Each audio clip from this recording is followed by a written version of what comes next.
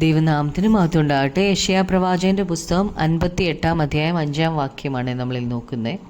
എനിക്ക് ഇഷ്ടമുള്ള നോയമ്പും മനുഷ്യൻ ആത്മതപനം ചെയ്യുന്ന ദിവസവും ഇങ്ങനെയുള്ളതോ?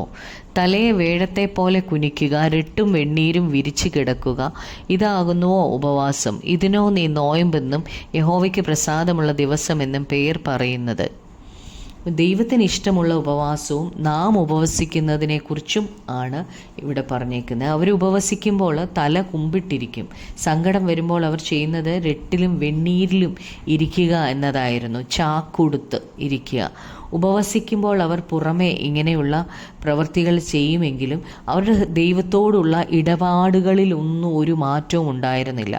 ദൈവം നമ്മുടെ ഹൃദയങ്ങളെയാണ് നോക്കുന്നത്. പഴയ നിയമത്തിൽ പുറമേ നാം ചെയ്യുന്ന കാര്യങ്ങളെ അല്ല, ഹൃദയത്തിനാണ് പ്രാധാന്യം എന്ന പ്രാധാന്യം. അതുപോലെ തന്നെ പുതിയ നിയമത്തിലും യേശുക്രിസ്തു മർക്കോസ് 7 അധ്യായത്തിൻ്റെ 5 മുതലുള്ള വാക്യങ്ങളിൽ വ്യക്തമായിട്ട് പറയുന്നുണ്ട്. 5 വാക്യത്തിൽ പറയുക, അങ്ങനെ പരീശന്മാരും ശാസ്ത്രിമാരും നിന്റെ ശിഷ്യന്മാർ പൂർവന്മാരുടെ സമ്പ്രദായം അനുസരിച്ച് നടക്കാതെ ശുദ്ധിയില്ലാത്ത കൈകൊണ്ട് ഭക്ഷണം കഴിക്കുന്നത് എന്ത് എന്ന് അവനോട് ചോദിച്ചു. യേശുവിനോട് ചോദിക്കുക.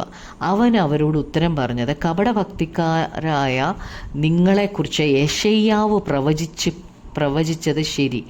ഈ ജനം അധരം കൊണ്ട് എന്നെ ബഹുമാനിക്കുന്നു, എങ്കിലും അവരുടെ ഹൃദയം എങ്കിൽ നിന്ന് ദൂരത്ത് അകന്നിരിക്കുന്നു. മനുഷ്യകൽപ്പനകളായ ഉപദേശങ്ങളെ അവർ ഉപദേശിക്കുന്നത് കൊണ്ട് എന്നെ വ്യർത്ഥമായി ഭജിക്കുന്നു. അപ്പം മനുഷ്യരുടെ കൽപ്പനകളാണ് ഇവർ പ്രവർത്തിക്കുന്നത്. അല്ലാതെ അതുകൊണ്ട് വെറുതെയാണ് ദൈവത്തെ ആരാധിക്കുന്നത്, ദൈവത്തെ സ്നേഹിക്കുന്നു എന്നൊക്കെ പറയുന്നത് അധരം കൊണ്ട് മാത്രമേ ഉള്ളൂ. അവരുടെ ഹൃദയം ദൈവത്തിൽ നിന്ന് ഒത്തിരി ദൂരെയാണ് നിൽക്കുന്നത് എന്നാണ് ഇവിടെ എഴുതിയിരിക്കുന്നത്.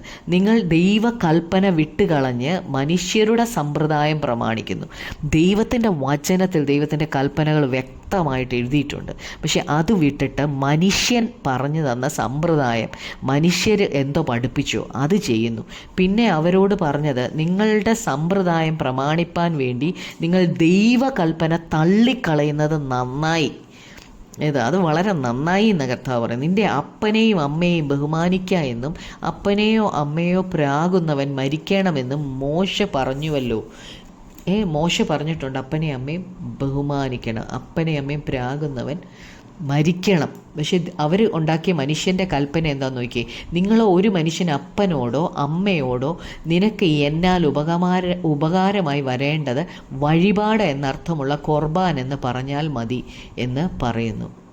അപ്പോൾ അവരുണ്ടാക്കിയ മനുഷ്യകൽപ്പന അപ്പനെ അമ്മയും നോക്കാതെ ആ പണം ദൈവത്തിനായിട്ട് വഴിപാടായിട്ട് കൊടുക്കുക, അതാണ് എളുപ്പം അവർക്ക്. അതുകൊണ്ട് അവരങ്ങനെ ചെയ്തു. അപ്പോൾ തൻ്റെ അപ്പനോ അമ്മയ്ക്കോ മേലാൽ ഒന്നും ചെയ്യുവാൻ അവനെ സമ്മതിക്കുന്നതുമില്ല. അങ്ങനെ ചെയ്തു കഴിഞ്ഞാൽ ഈ അപ്പനും അമ്മയ്ക്കും നോക്കേണ്ട ആ പണം വഴിപാടായിട്ട് കൊടുക്കുകയാണെങ്കിൽ പിന്നെ അവർക്ക് അപ്പനെ അമ്മയെ നോക്കേണ്ട കാര്യമില്ല. അതാണ് അവരുണ്ടാക്കിയ മനുഷ്യകൽപ്പന. ഇങ്ങനെ നിങ്ങൾ ഉപദേശിക്കുന്ന സമ്പ്രദായത്താൽ ദൈവകൽപ്പന ആക്കുന്നു. അവർ ദൈവത്തിൻ്റെ കൽപ്പന ദുർബലമാക്കുക. ഈ വക പലതും നിങ്ങൾ ചെയ്യുന്നു. പിന്നെ അവൻ പുരുഷാരത്തെ അരികെ വിളിച്ചിട്ട് അവരോട് എല്ലാവരും കേട്ട് ഗ്രഹിച്ചു കൊള്ളുവിൻ. പുറത്തു നിന്ന് മനുഷ്യൻ്റെ അകത്ത് ചെല്ലുന്ന യാതൊന്നിനും അവനെ അശുദ്ധമാക്കുവാൻ കഴിയുകയില്ല. അവനിൽ നിന്ന് പുറപ്പെടുന്നതത്രേ മനുഷ്യനെ അശുദ്ധമാക്കുന്നത്. അപ്പം നമ്മൾ കഴിക്കുന്ന ഭക്ഷണമല്ല നമ്മളെ അശുദ്ധമാക്കുന്നത്. നമ്മൾ ഇറച്ചി മീനും മുട്ടയും ഉപേക്ഷിക്കുന്നത് കൊണ്ടല്ല, അത് കഴിക്കുന്നതല്ല നമ്മളെ അശുദ്ധമാക്കുന്നത്. മറിച്ച് ഇവിടെ കർത്താവ് പറയുക, മനുഷ്യനെ അശുദ്ധമാക്കുന്നത് എന്ന് പറയും. അവൻ പുരുഷാരത്തെ വിട്ട് വീട്ടിൽ ചെന്ന ശേഷം ശിഷ്യന്മാർ ആ ഉപമയെക്കുറിച്ച് അവനോട് ചോദിച്ചു. അവൻ അവരോട്, ഇങ്ങനെ നിങ്ങൾ ബോധമില്ലാത്തവരോ? പുറത്തുനിന്ന് മനുഷ്യൻ്റെ അകത്ത് ചെല്ലുന്ന യാതൊന്നിനും അവനെ അശുദ്ധമാക്കുവാൻ കഴിയുകയില്ല എന്ന് തിരിച്ചറിയുന്നില്ലയോ? ശിഷ്യന്മാരെ തന്നെ കിട്ടിയപ്പോൾ കർത്താവ് അവരെ വഴക്ക് പറയുക. നമ്മൾ കർത്താവിനോട് അടുപ്പമുണ്ടെന്ന് പറയുമ്പോൾ നമ്മളോട് ദൈവത്തിന് വഴക്ക് പറയാനുണ്ട്. അത് അവൻ്റെ ഹൃദയത്തിലല്ല, വയറ്റിലത്രേ ചെല്ലുന്നത്. പിന്നെ മറപ്പുരയിലേക്ക് ബാത്റൂമിൽ അത് പോവുക, വയറ്റിലോട്ട് ചെല്ലുന്നത് പോകുന്നു. ഇങ്ങനെ സകല ഭോജ്യങ്ങൾക്കും ശുദ്ധി വരുത്തുന്നു എന്ന് പറഞ്ഞു. മനുഷ്യനിൽ നിന്ന് പുറപ്പെടുന്നത് അത്രേ മനുഷ്യനെ അശുദ്ധമാക്കുന്നത്. അകത്ത് നിന്ന് മനുഷ്യൻ്റെ ഹൃദയത്തിൽ നിന്ന് തന്നെ ദുശ്ചിന്ത, വ്യഭിചാരം, പരസംഗം, കൊലപാതകം, മോഷണം, അത്യാഗ്രഹം, ദുഷ്ടത, ചതി, ദുഷ്കർമ്മം, വിടക്ക് കണ്ണ്, ദൂഷണം, അഹങ്കാരം, മൂഢത എന്നിവ പുറപ്പെടുന്നു. ഈ ദോഷങ്ങളെല്ലാം അകത്ത് നിന്ന് പുറപ്പെട്ട് മനുഷ്യനെ അശുദ്ധനാക്കുന്നു എന്ന് അവൻ പറഞ്ഞു.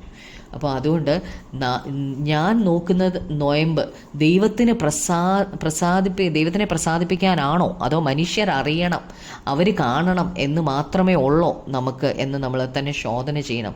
പൂർവന്മാരുടെ സമ്പ്രദായത്തിൽ ദൈവത്തിന് പ്രസാദമില്ല. ദൈവകൽപ്പന അനുസരിക്കുന്നതാണ് ദൈവത്തിന് പ്രസാദം.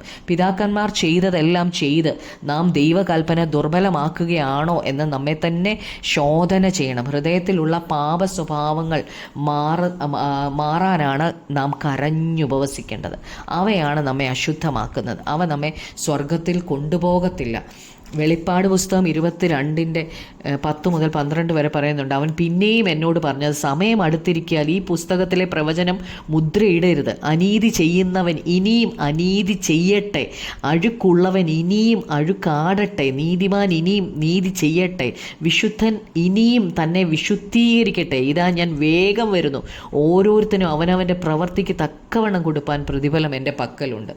നമുക്ക് പ്രാർത്ഥിക്കാം. കർത്താവേ, അങ്ങയുടെ സന്നിധിയിൽ അങ്ങ് ആഗ്രഹിക്കുന്ന പോലെ ഉപവസിക്കുവാൻ ഞങ്ങളെ പഠിപ്പിക്കണമേ, യേശുക്രിസ്തുവിൻ്റെ നാമത്തിൽ തന്നെ. ആമേൻ.